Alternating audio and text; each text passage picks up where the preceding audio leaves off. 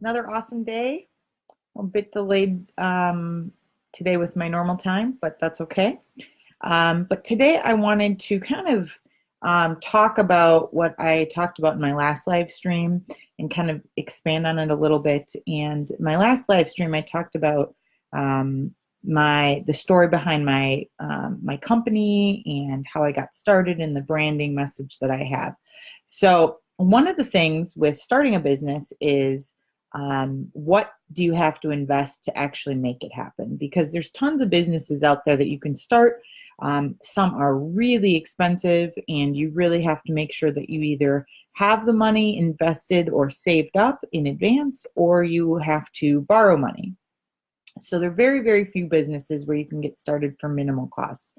And my business and my industry is something that hard cost wise, the startup is much smaller than many of the businesses that are options out there, which is why one of the main, I don't say one of the main reasons, but one of many reasons that it is so appealing. So I just wanted to touch real quick on what it took and what I invested so that you can kind of get an idea of what it took for me to kind of get to where I am right now. So the first thing that I had to consider was office space. Now, the beauty of what I do is I can literally work from wherever I want. And there's a lot of businesses like that. I do have my own home office. And it's a dedicated workspace with a door and a desk and all that stuff. It's its own room. But I also often will work in other areas of the house, depending on how my daughter is, and I can't really leave her alone. Sometimes I'll work in coffee shops. Sometimes I'll sit at kind of like a chic or savvy bar and have a glass of wine. Sometimes if I'm traveling, I'll work in the car. So bottom line is with office space, it's really up to you. For me, the cost was minimal. Um, Actually, it wasn't minimal. It was really nothing. As long as I had a dedicated room that I could use as my office in the place that I was already living, there was no cost. However, we'll go into equipment, which is my next point. Now that involves potentially getting a desk. It doesn't have to be anything fancy, but something that you are comfortable with and that will put you at ease when you're working. You don't want to have a chair that's uncomfortable, a desk that's uncomfortable, because then you'll be uncomfortable and then your productivity won't be as good. So something to consider. Um, Also, you need the internet and you need a computer. So I was already paying for the internet anyway, for various reasons, for the household. So that was not an additional cost to starting up. So far, no additional cost for an office and no additional cost for my equipment. However, I did get a new computer, and that is a choice. I don't, everybody is different. Some people have a brand new personal computer and you can use that, and so there would be no additional cost there. However, I wanted to get a more powerful, stronger computer with a lot more space to save files, even though I save most of my stuff digitally in the cloud. Then we get into tools. So with tools, I could really go on and on. I think this might be another good live stream topic, but tools, it's going to depend on where your business is, what you're aiming to do, what your focus is, and that can change month to month. It could change year to year. It could change by the quarter. So, but many of my tools I will use consistently and ongoing. So it's usually monthly.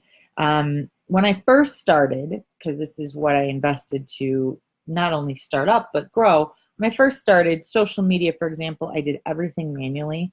Now, the trade-off is it takes more time, but you're not, the time is money. So, if you don't have it in your bank account, then just be prepared to spend the time that it might take to that it would take to do what you want to do. So if you have time on your side, that is another cost-effective way to get started where you don't have to pay for a social media management tool. Currently, I use Agorapulse. I've jumped around between different systems. I've used Hootsuite, I've used Buffer, I've used Sprout Social, I've used, there was, shoot, I can't remember. There was one that I really liked, and it helped curate content, so it sped up finding things to share. And that one shut down. Another good one is SocialBee. Me personally, I ran into some kind of quirks with it where the posting wasn't what it was scheduled to be, or it posted at the wrong time, or it didn't include certain things.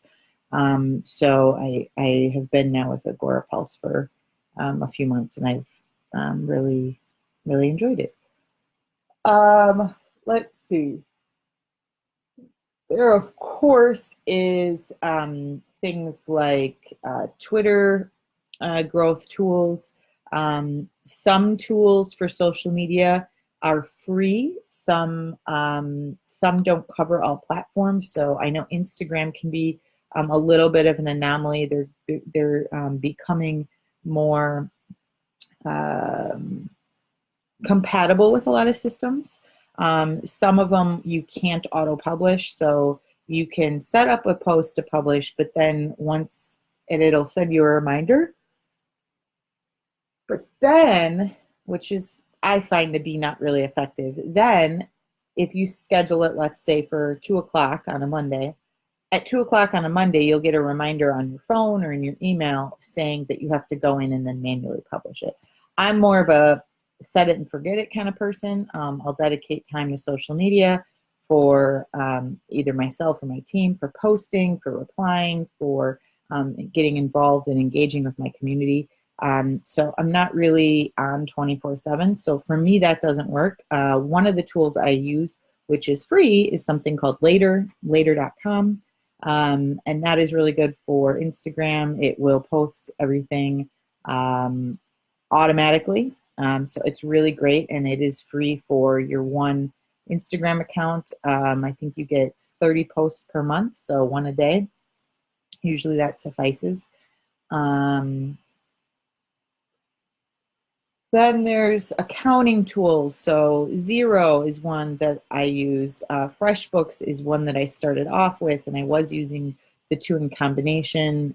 There's reasons for that, which I could maybe talk about in another live stream, which, by the way, I'm going to kind of go off topic here for a minute. If there's any topic whatsoever that you would like me to do a live stream about, or something you have a question about, please leave a comment on the video or in the group, so that I can make sure that I get to your question and am the most helpful for you.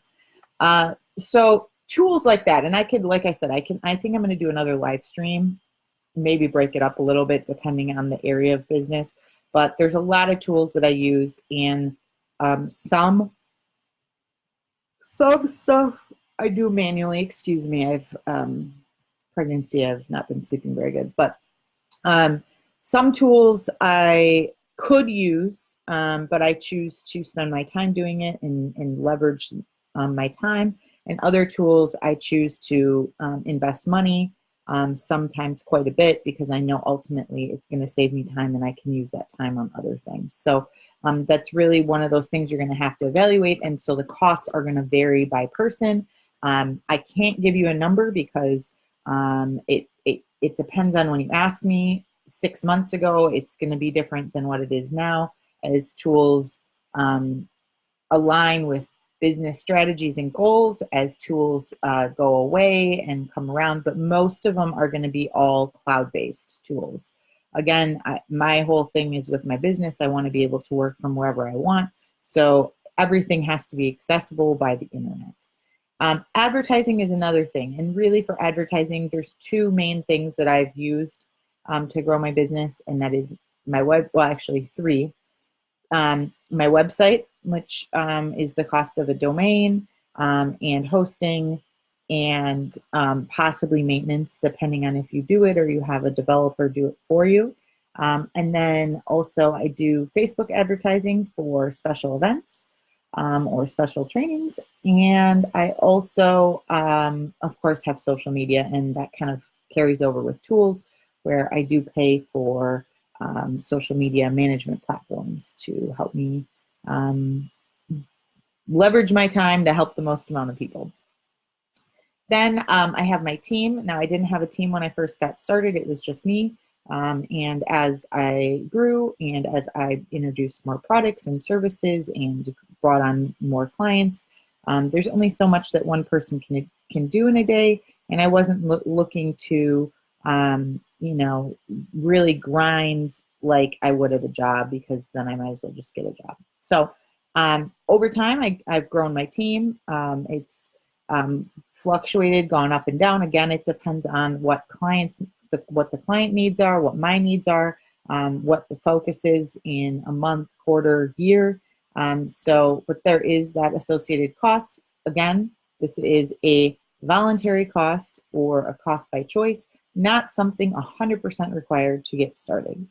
And then again, growth. So all of these different costs are variable costs depending on what your strategy is, what your skills are, what services you're offering, and how you want to grow your business. So there's things I use now that I definitely did not need or want to use in the very beginning.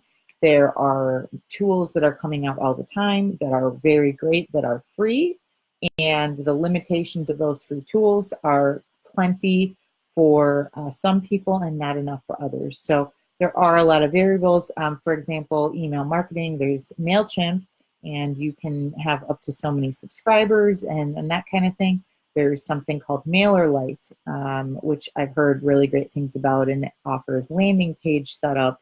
So if you want to have some kind of opt-in landing page, that's a great way to use one of their templates and set it up quick and free and easy. So a lot of integrations. Integrations are really important with tools these days as well. So just to recap, Office Space for me, starting up brand new, I didn't really have an additional cost there. Equipment, I did have an additional cost just for my computer, but I didn't absolutely need that to get started. That was a choice. So really at the end, that's two costs. Office space and equipment really costed me nothing, or did cost me nothing. Tools, I did as much as I could without spending any money out of my checking account, because truthfully, every penny I needed at that point in time, I was unemployed. So the costs were very minimal. Advertising, I did have the cost of my website. I managed my website on my own, but I did pay for the domain and the hosting. So really, so far, that's the only cost that I have. Some people get started without a website. I wanted to have that storefront online. That was important to me. And then the team and support came later. Again, it was just me starting up, and then growth. And that was really an adjustment as I went. One last thing I did mention in my last live stream, I do want to offer a free gift during the month of January. I have my ebook, 220 Principles for Success. Really great stuff in there. It's new, and there are only so many spots. So if you want to get it and you want to get my ebook, you can download it for free using the promo code FREEGIFT012020. It is only available to the first 25 people, and we've already had several people sign up. So if you want that, I suggest you hop on and snag one of those spots before they're all gone. But if they are all gone and you still want it, it is available for purchase, and it will be on sale after that. So I think that's it for today. Again, if you have any questions about this, leave a comment. If you have any topics you'd like me to talk about, leave a comment or shoot us a message at support@megandixononline.com, and we will be happy to integrate that into the schedule so I can help as many of you as possible. With that, I will let you go, and you guys have a great day. Talk soon.